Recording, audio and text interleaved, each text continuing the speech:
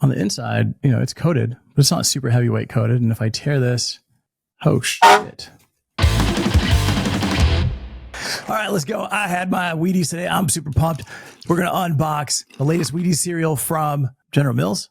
Wow, these guys are innovating. Check this thing out. So this box here is replacing the inner plastic bag by making this board recyclable and food safe contact.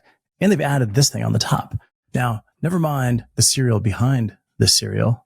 That's the example of what the old way to do cereal was. So let's check it out. So if you compare these two boxes, like what's the big difference? One is gigantic and holds 16 ounces. This one is tiny and holds 24.4 ounces. So a little bit over a pound and a half. This is about a pound. And look at the size difference. Now, the biggest reason to move into something like this was they wanted to eliminate the plastic bag inside. Why do they care? This plastic bag sucks. It doesn't close properly unless you use like one of those chip clips or you staple it or you do something ridiculous to hold the air out of the product once you've opened it. Your product goes stale if you don't eat it fast enough. But I mean, who's not eating Pops fast enough? I gotta have my Pops. Like seriously. But what happens when I'm done with this? What happens when I recycle this? I recycle the box. I put this in my recycle bin. The plastic bag, doesn't get recycled. That's got to go to landfill. So half of the packaging for this product is landfill. This box instead does not have a bag inside. So technically, I should be able to put this in my paper bin for recycling, except this is the part I don't understand. Paper, yes, it's coated. All right. It's not the greatest paper. It's not uncoated paper that's going to get recycled and turned back into paper. This has a super heavy coating on the outside. I can imagine the inside of this is going to have a really heavy coating as well, which means it'll probably get downcycled, upcycled, depending on how you look at it. This can get turned into like insulation or some kind of construction material or some type of downgraded paper. It's not going to come back as a box. Depending on what industry you're in, you might go, wow, that's great. It's being upcycled. In packaging, if it's not coming back as packaging and it's not coming back in its original form, that's sort of downcycled. But the problem is, I can put this in my recycle bin. According to the how to recycle label here, it recycles as coated paper. Great. My bin is just paper. They don't care what kind. You're going to send it. It might get separated. It might not get separated. It might get shipped off to some poor third world country that has to deal with my waste because my local town can't handle it. And that's kind of the world we live in. So I got paper. We got rid of the plastic bag inside. Yay, no plastic bag. But then we put this stupid plastic thing on top, which I get because it seals completely, keeps the air out, keeps the product from going stale. And I've got more product in here, so it'll keep it longer. But there's no sign on here. It doesn't tell me what kind of plastic this is. It's a little bit flexible. It's got a living hinge built in here. I can pop this thing out, but there's no chasing arrows with a number inside. So I've got no idea what it is. It might get recycled. It might not. But it's probably not going to get recycled since it's hermetically sealed to this paper board. So let's look at the design on the outside before we get to the inside and the construction and all that stuff. But the design on the outside is basically the same exact design that you get on Wheaties protein. Now, Wheaties long ago got rid of having a big bowl with cereal and like the fake milk and all that stuff. They just have a big spoon on the front of this. Normally, they don't even have that. Usually, they just got somebody sweating on the front of the box, and people love that. They're like, "Oh my God, that guy's sweating. I got to eat his cereal." And a tiny little tagline over here. It's a breakfast of champions. In the old days, that was a big thing. Like, I got to eat my Wheaties. Today, it's like, just buy something. Just buy this because people are not buying cereal. So we're going to show you what it is. We're going to put some little green pepitas and almonds and a little schmutz or something here because that's going to look like it's healthy and the guy's running. So, man, this is healthy cereal. You got to eat it. You got to get after it. Maple almond, that does sound pretty good. Make sure that you tell people what the product is inside. Not only is it Wheaties, because that's the brand, General Mills, that's the master of puppets that's pulling the strings on the Wheaties box. Cereal, that's what the hell you're buying.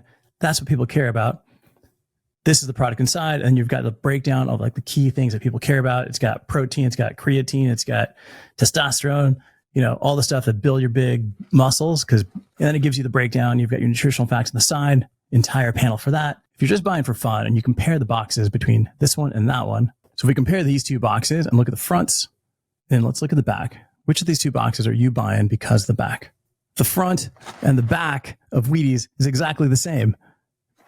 You're giving me nothing to read. You're giving me nothing to experience. Now, I'm probably pouring a bowl of this and eating it in my car as I'm driving to the gym or I'm driving to work. So I'm not going to sit there at the counter and read, but man, give me a workout plan. Give me some kind of reason to spend time with this box. Help me cut it out. And maybe it turns into like a 5-pound weight and I can, pump iron while I'm eating my cereal. I don't know, but give me a little bit more than just the front on the back. What is that? We need more than just the front on the back. That seems lazy. On the side of the box, we've got full instructions here on how to interact with this lid. So how do you do it? You lift, fold back lid, in case you don't understand what that means. Then here it says, remove tamper seal. This, you pull the pin like a grenade. Then you pour it and you enjoy it in that order. So here goes. All right, so that's it. You see it? You can see the inside of this box. Even though you don't have a bag, you still have about this much space above the cereal for air. Typically what they put in here is nitrogen to keep it from getting moldy, but I don't know if this box is actually airtight. We've got a seal happening on the side here. We've got some folds happening on the bottom. We'll take a look at those. But if this isn't airtight, then that can be an issue. So let's see what kind of construction we've got going on here. On the bottom of the box, you've got these. Man, that is loud. On the bottom of the box, you've got this construction. So here's the bottom of the box, right? This allows this. This is one seal that happens here. So typically this is going to ship flat. It's not going to have this container here. I'm holding it because I don't want to pour out 2 pounds of Wheaties on my desk here. But it'll ship flat. You can pop this up, heat seal this. This is, I'm sure 1,000,000% this is automated. Push this down, fold, glue those corners. Right now I've got a box. It fills, I'd imagine, this seal that's happening here, which is kind of interesting. If we take a look at this seal here,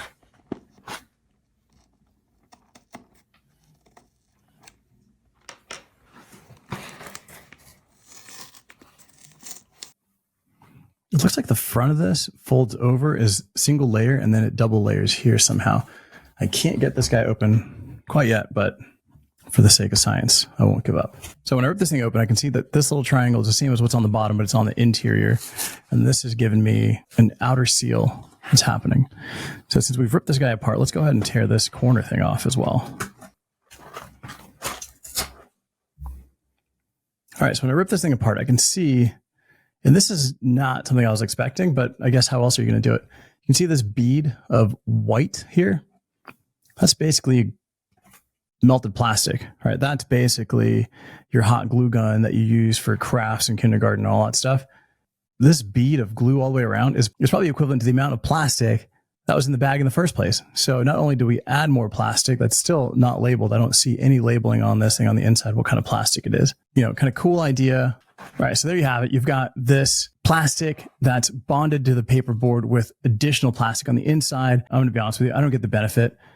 If you've eliminated the plastic bag, which is minimal amount of plastic, then you glue it with the same amount of plastic to this extra piece of plastic that's even harder to recycle because it's small, it's colored. Nobody's looking for this stuff to recycle. And then I've got this piece here that I've probably thrown away when I've initially opened it because, it's small, it's flexible, it's orange. Nobody wants this. That's going to landfill. I've created way more complexity than I needed to in order to create this plastic-free box that has a ton of plastic. And if I feel the inside of this, here's the interesting part, is if I feel the inside of this box, on the inside, it's not, it's coated, but it's not super heavyweight coated. And if I tear this, oh shit. And if I tear it, the inside's not even coated. The inside's laminated. It's got plastic on the inside. So again, look at this. I'm peeling the plastic coating off of the inside of this box. I can barely tear that thing apart. I don't get it. Innovation, kind of cool that I got a little corner lid that I can open and pour out. That's kind of cool. But I can get the same thing if I put cereal in a milk carton, pop the corner, dump it out, close it, move on. Milk and milk has that branded connection, be more of a square base. Could be kind of cool. Eliminate this, eliminate what looks like laminated board on the inside. It does tear. So I don't know. I could be potentially wrong here, but that does look like lamination. When I tear it, I can see the fibers of the paper tear, and then I can see that plastic stretch. And paper and coating typically don't stretch. But here's the thing. If you're looking to innovate in packaging in any space, they're doing it in the cereal aisle. You've seen the Oreo cookies that open across the top. That was innovation. People weren't looking for that. They were fine pulling their Oreos out of the side the way they typically did, and they ate them and shoved them in their face, and then shove that back in and close it, and they would get all dry and nasty. But no, some packaging designer, some packaging engineer who I've had a chance to talk to on LinkedIn, developed this, retired, sold that concept and patent across to all the different brands. You peel that back, you close it, works amazing. Didn't do anything for sustainability. The same old materials, actually added a couple extra ones. But if you're looking to be a packaging designer that's looking to innovate, whether it's materials, processes, sizes, user experience, you've got to do these things. Even though I can tell you that this isn't necessarily better, the fact that they did this is going to land this concept in another area that's going to make more sense for it. You've got to try. You've got to put stuff out, get feedback from users. People may love it. People may hate it. This may make a lot of sense for, people with arthritis, people have a difficult time getting into current cereals because you do have to either like tear those open or cut those. There's a lot of different processes that as a designer and a cereal enthusiast, I may not be thinking of why they got to this point. I'm just making the assumption that they want to get rid of the plastic bag. That's some of the marketing behind it. But we can find out that this actually works better for disabled people. And that all of a sudden means that the Wheaties brand is going to sell more product to this group of people that are willing to order it online because it makes their life easier and they can actually then enjoy cereal. Then we might see this thing across all the different brands. And we might start seeing this in other areas and like granolas and in flour and sugar and different user experiences for different products in the kitchen. Then it could expand into the bathroom. It could expand into hardware. It could expand into a bunch of different areas, or it could just fall flat on its face. But they're never going to know unless they launch it. And that's the way that you innovate. Create, you launch, you test, you refine, keep going. That's why I tell students, whether I'm teaching at ASU, speaking at Art Center, Alto University, doesn't matter. I go there and I talk about innovation. You've got to keep trying. You got to keep pushing. And just because this doesn't work or somebody doesn't like it, doesn't mean it's not right. Doesn't mean it's not going to take you to your next level. So if you're a packaging designer out there, you got a great idea, get it in front of people, put it on the market, test it, and share it. I'd love to see it. Hope this helped.